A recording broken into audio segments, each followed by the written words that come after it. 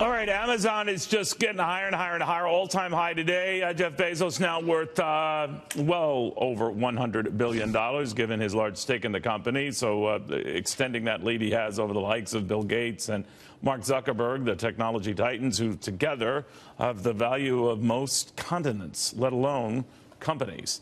Meanwhile, millions of shoppers are all going across the web right now for deals. But hackers are watching your every move, not just your boss, so be careful. Hillary Vaughn with all the details. Hey, Hillary.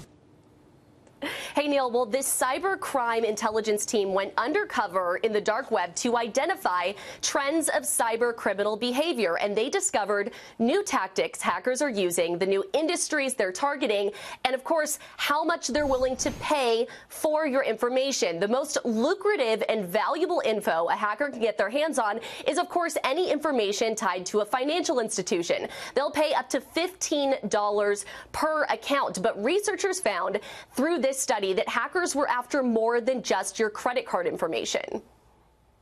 Industries like healthcare, like dating services, like travel and hospitality are being targeted more. So, for example, online dating sites, the premium for those credentials, login information is pretty high.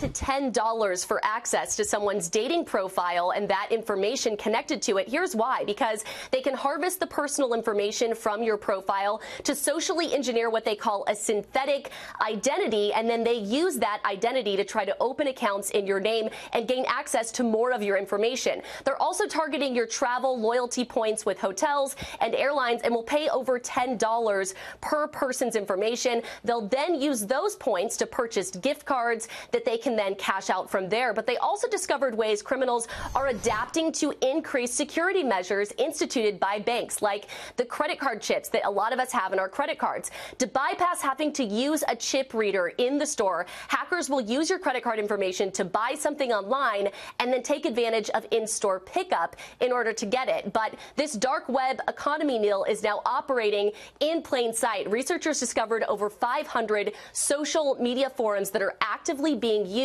by hackers to try and sell this stolen data. Neil?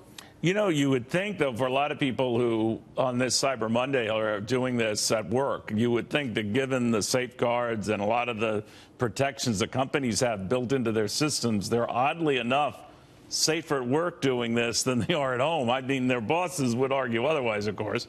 Well, what do you think of that?